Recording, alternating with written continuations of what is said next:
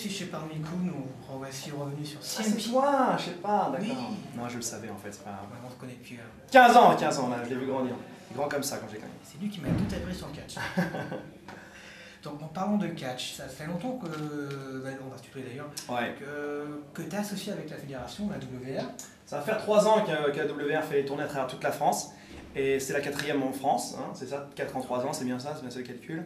Et effectivement, je suis là à chaque fois et ça se passe super bien. Et les catcheurs qui sont présents, ça me fait un plaisir de pouvoir les rencontrer et un honneur de pouvoir bosser avec eux à chaque fois. C'est vraiment incroyable. Et qu'est-ce que ça fait de passer, comment dire, derrière la télé, c'est-à-dire de commenter, ce que d'être dedans, vraiment dans la fédération en fait.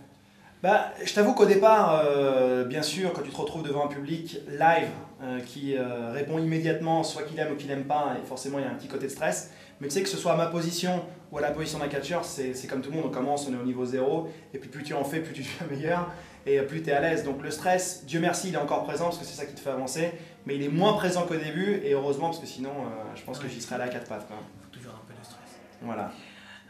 On a pu voir, enfin on a tous les fans, que le catch monte de plus en plus en France. Alors il y a certaines personnes qui pensent, comme j'ai vu par exemple Marc Mercier, je l'ai interviewé, qui pensent que ça va un peu rechuter, comme en Italie, comme en Espagne. Ouais. Toi tu penses quoi de l'avenir du catch en France? Bah, je t'avoue que j'en ai souvent discuté justement avec des gens qui me demandent quand est-ce que ça va s'arrêter cette folie catch en France, parce qu'elle est venue un petit peu de nulle part. Et j'avais des gens qui pariaient que sur 2010 c'était fini.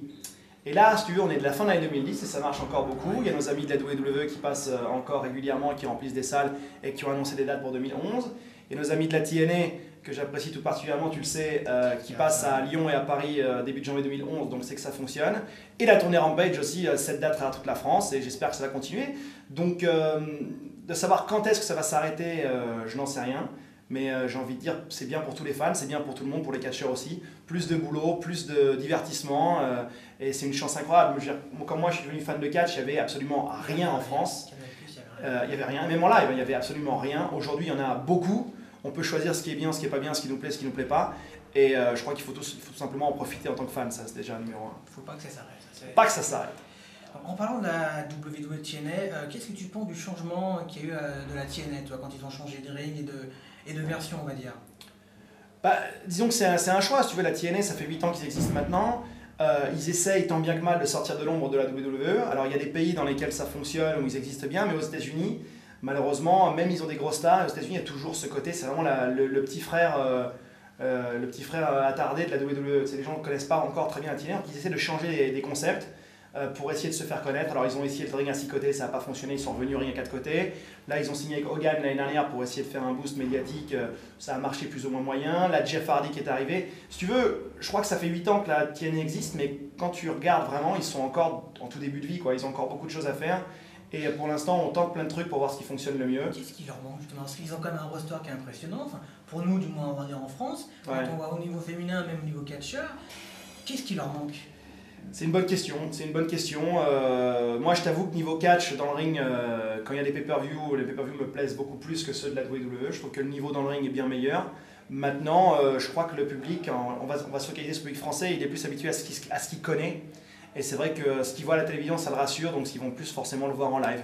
Et la TNA, ils ne connaissent pas bien encore, donc nous, c'est notre boulot à nous. C'est mon boulot à moi avec la diffusion donc, sur ma chaîne sport, avec les shows, d'essayer de faire connaître la marque. Et en tout cas, une petite surprise pour vous, c'est qu'il va se passer beaucoup de choses autour de cette tournée de date au mois de janvier. Je vous dis pas tout, mais je pense que les fans vont être très contents. On fera tout notre possible pour suivre la TNA, parce que... Moi, j'y serai.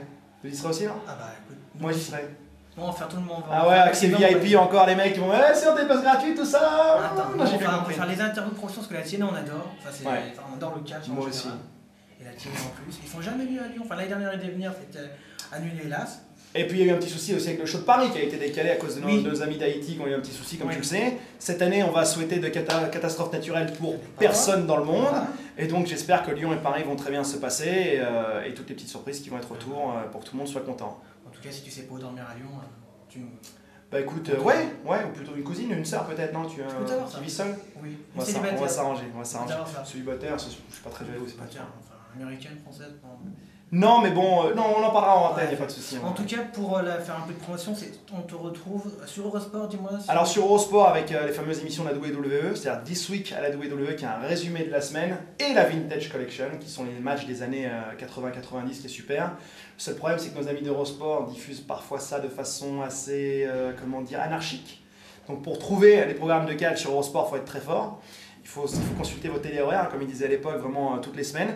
Et aussi, principalement, la TNA, les émissions Impact qui sont diffusées en France depuis maintenant le mois de septembre sur la chaîne Ma Chaîne Sport, qui est une chaîne gratuite sur Numéricable et payante sur tous les autres boutiers, mais elle est disponible partout, même s'il faut rajouter un petit euro parfois.